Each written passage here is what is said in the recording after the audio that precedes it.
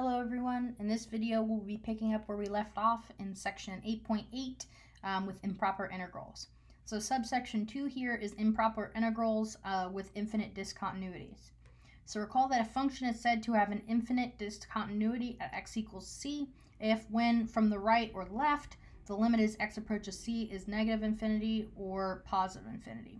So in other words here, if I draw off to the side, think about the function that is f of x equals to 1 over x, right? We all know that that is undefined at x equals to 0. And notice why. It's because if we look at our graph here, our graph actually illustrates that because we have an infinite discontinuity here at the y-axis, right? In other words, the x value 0. Right? So as we come from the left, the limit from the left is negative infinity, the limit from the right is positive infinity. So this is an example of an infinite discontinuity. So anytime we get 0 in the denominator, that is a infinite discontinuity. Okay, so now that we're all on the same page with that, let's look at our definition of improper integrals with infinite discontinuities. So if f is continuous on the interval, the interval including a but not including b, and has a discontinuity at b, well then what are we going to do? The integral from a to b of f of x dx, well that looks like the limit as c goes to b, because again b is where we're discontinuous, and since b is the upper limit, we're approaching it from the left.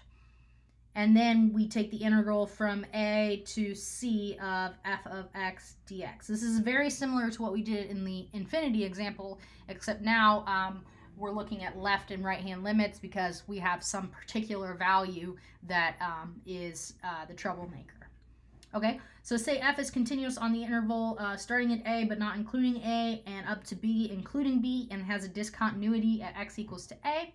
Well, then the integral from a to b of f of x dx is equal to the limit as c approaches a, but this time, since a is the lower limit, we approach it from the right.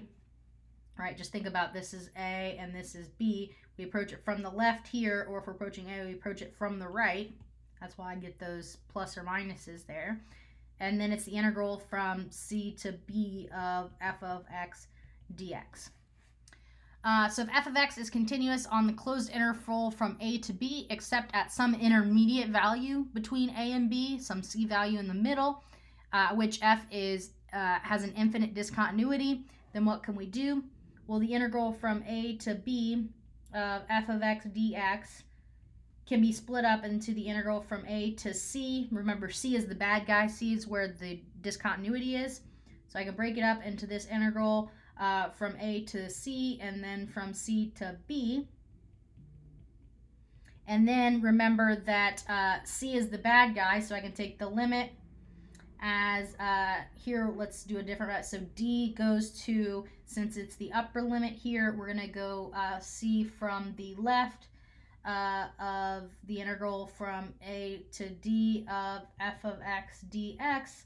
And then plus here, now we go to the limit as d goes to, again, c is the bad guy, so we're approaching c from the right, the integral from d to b f of x dx, right? So a lot of times 3 is kind of tricky because you look at a definite integral and you say, hey, the limits are fine, right? So in other words, if I had like an integral from -2 to 2 of 1 over x, at first glance, I'm like, hey, this is fine because 0 is not one of my limits. However, 0 lies in between -2 and 2, so I would have to break it up into 2 integrals. So look at examples of that too.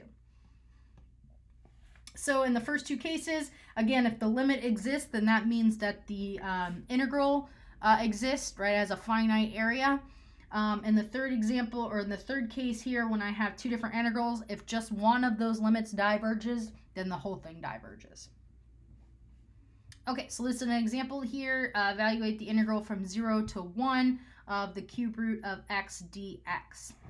So let's talk about why this is bad. If we look at the function, which is f of x is equal to 1 over the cube root of x, that is undefined at x equals to 0, right? If I plug 0 into that, I get 1 over 0, which is bad, right? So now I'm going to have to look at this definition in order to deal with an improper integral, right? So the integral from 0 to 1 of 1 over the cube root of x. One thing, let's go ahead and just change that real quick, because 1 over the cube root of x is x to the negative 1/3, right? 1/3 because it's the cube root, negative because it's in the denominator. So now this is equal to the limit. We'll do as c approaches 0. Since it's the lower limit, we're approaching from the right of the integral from c to 1 of x to the negative 1/3 dx. So the limit as c goes to 0 from the right, and now we integrate this. So we bump up the power, so I get positive 2/3, but then I divide by that, so I get 3/2 x to the positive 2/3 evaluated at c and at 1. So I get the limit as c goes to 0 from the right of, when I plug in 1, I just get 3/2, and then minus 3/2 c to the 2/3. So 3/2 is fine, it's a constant. And then when I take the limit as c goes to 0 of -1 or -3/2 c to the 2/3, this becomes 0 when I take the limit as c goes to 0, right? It doesn't really matter that it was coming from the right either way, because it's a two-sided limit in this case, or I'm sorry, the limit exists in this case and is a two-sided limit. So this is just 3/2. So the integral converges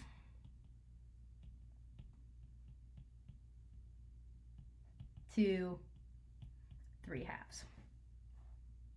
Cool. All right, so let's look at another example here. How about the integral from 0 to 2 of x cubed? So once again, if we look at the function f of x equals 1 over x cubed, that is undefined at x equals to 0, right? So since it's undefined at x equals to 0, we need to take care of that with an improper integral here, with the limit. So the integral from 0 to 2 of 1 over x cubed dx, that's equal to the limit as c approaches 0 from the right of the integral from c to 2 of 1 over x cubed, but that's x to the -3 dx. So the limit as x approaches, or not x, as c approaches 0 from the right, and now we bump up the power, so I get -1 over 2 x to the -2 evaluated from c to 2. So the limit here as c approaches 0 from the right, I would get negative, I'm just going to go ahead and write this as -1 over 2x squared from c to 2. So the limit as c approaches 0 from the right, when I plug 2 in there, I get -1/8. And then now when I plug 0 into here, I get minus. And now if I think about 1 over 2x squared, when I approach 0 from the right, so 1 over 2x squared, if we really want to look at this here, 1 divided by 2x squared, right? If I look at as the graph is approaching 0, my y values are approaching positive infinity, right? So this looks like minus infinity. So I get that this is diverges, right? So this equals to infinity, so the integral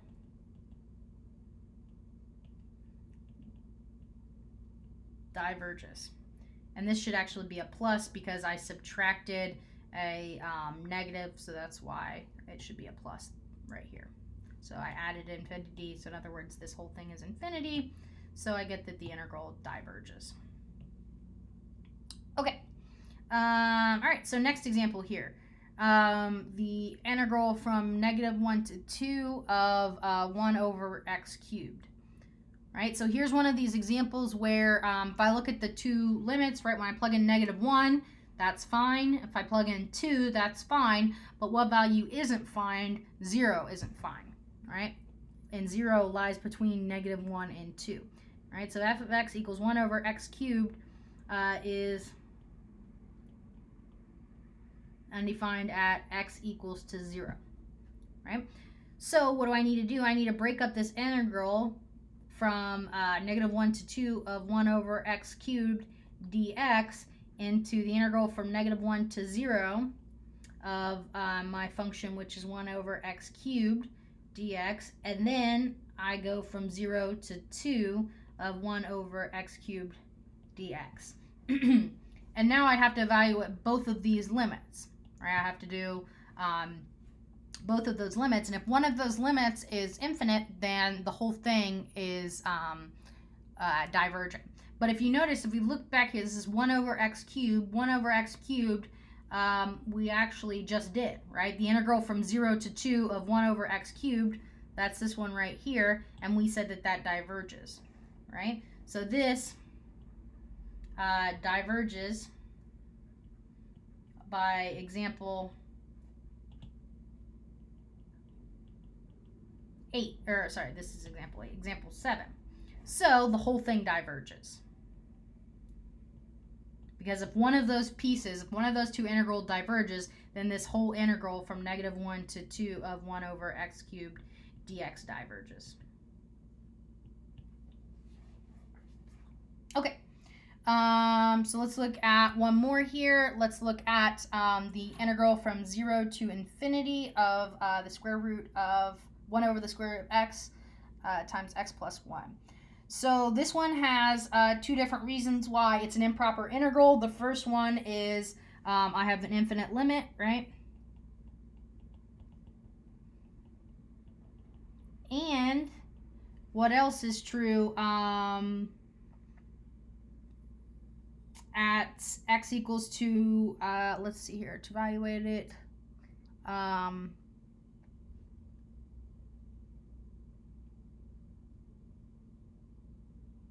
at x equals to 0, this is 0, right? And this function f of x equals to 1 over the square root of x plus 1, that's undefined at x equals to 0, which is one of my limits. Right? So actually, in this case, this is improper for two different reasons. So what we're going to have to do is we're going to have to split into two different integrals at some convenient value. So that way we can mess with the 0 with the limit and with the infinity at a limit. So let's split at the convenient x value. Let's just say x equals to 1, just because 1's easy to deal with.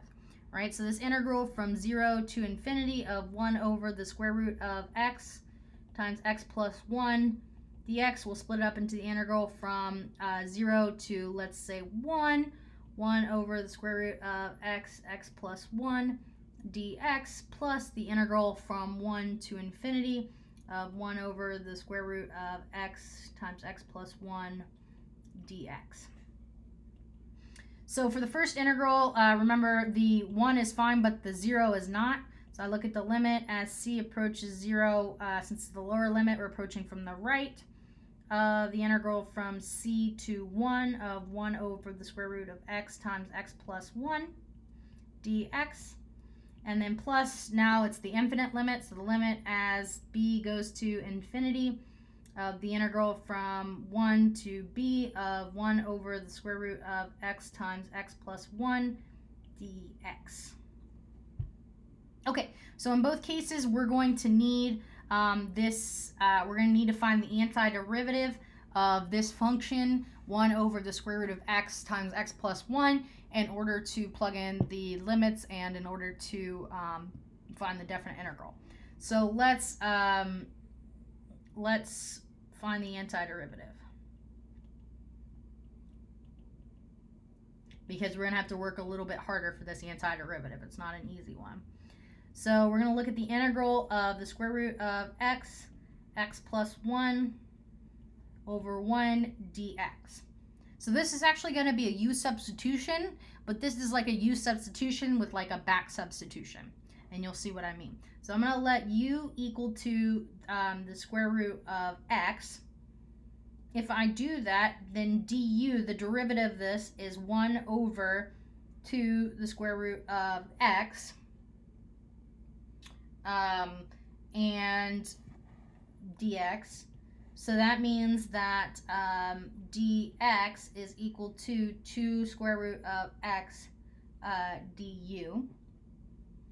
And if the square root of x is equal, or I'm sorry, if u is equal to square root of x, that means u squared is equal to x. So now I've got some things to substitute. I know that u squared, I know that u squared is equal to x. Let's make that a little bit bigger. So I know that u squared is equal to x. I know that dx is equal to that, and those are what I'm going to substitute. So that's why this is kind of called a backward substitution, because I'm actually not substituting u in there. I'm actually going to substitute u squared, and I'm going to leave that square root alone. So here, 1 over, I'm going to leave this square root of x in there. Again, that seems awkward because normally I put u there, but in this case, it's actually going to work out better, because now, instead of x, I'm going to put u squared plus 1, and then now, instead of dx, I'm going to put 2 square root of x du. And that's why I left the square root of x in there, because now these square roots of x cancel, and I'm left with the integral of 1 over u squared plus 1 du, which is a tangent, right? This is 1 over a, but here a, what are we squaring? We're squaring 1, so this is just tangent inverse, and then it would be u over a, but again, a is 1, so tangent inverse of u plus c, and now we substitute what u is. U is the square root of x. So that is our antiderivative. So now we go back to our problem and we solve, right? So I get the limit as c goes to 0 from the right of my antiderivative, which is tangent inverse of the square root of x, evaluated from c to 1, plus the limit as b goes to infinity of tangent inverse of the square root of x, evaluated from 1 to b. And in this case, oops, and I forgot a 2 here. I apologize. In this example here, this 2 I forgot. So this 2 should be out front here. So this should actually be 2 tangent. 2 tangent. So I apologize about that. Okay, so now I get, when I plug in 1, I get 2 tangent inverse of 1 minus, well, so let's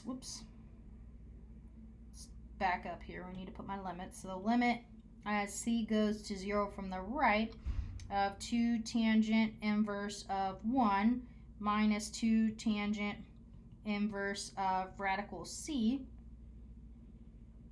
and then plus the limit as b goes to infinity of 2 tangent inverse of radical b minus 2 tangent inverse of 1. So tangent inverse of 1 is going to be pi over 4, right?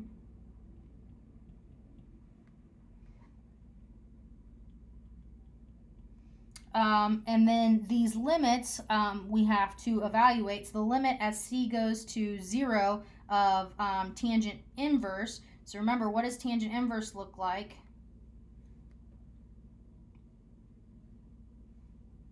Called arctan of,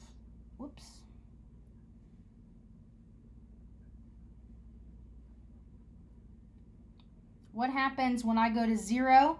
When my x values go to 0, my y values also go to 0. right? So this limit is, when I take the limit as c goes to 0, this is 0. And now, when I take the limit as b goes to infinity, as I go to the far right, remember, where do we go? We go to that horizontal asymptote, which is pi over 2. So this here is pi over 2.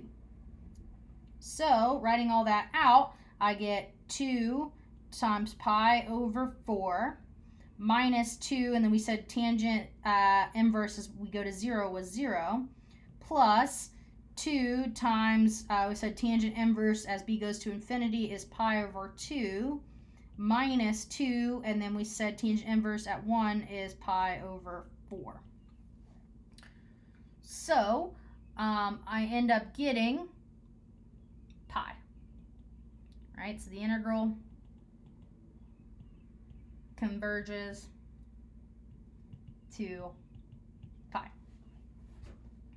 Okay, so a special type of integral, these will look out throughout the rest of the course, but anytime I have the integral from 1 to infinity of x to the p, this is a theorem, this is exactly telling you what happens. This integral converges if p, that power, is bigger than 1, strictly bigger, and it diverges if p is less than or equal to 1. And we actually did a couple of examples of this, right? Example 1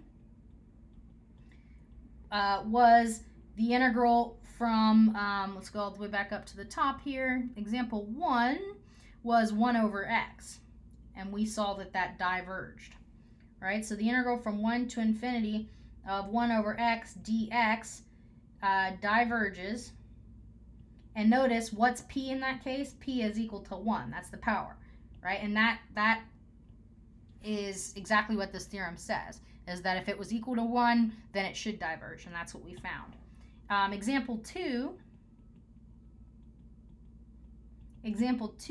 was the integral from 1 to infinity of 1 over x squared dx. Let's go back up to that one and see what our answer was. When we looked at that guy right here, example 2, we found our answer to be 1, and it converged to 1, right? So we said that this guy converged to 1, but in this case, what is p? P is the power of x, that's 2. If p is 2, according to this theorem, it should converge to 1 over 2 minus 1, in other words, 1 over 1, which is 1, which again is exactly what we got. Right, so this theorem is in general, but we just showed it for the case where p equals 1 and p equals 2. But for example, if I had 1 over x cubed, and it was the integral from 1 to infinity of 1 over x cubed, then that would converge to, say, 1/2. Right? All right, that's all I have for this video. Thank you.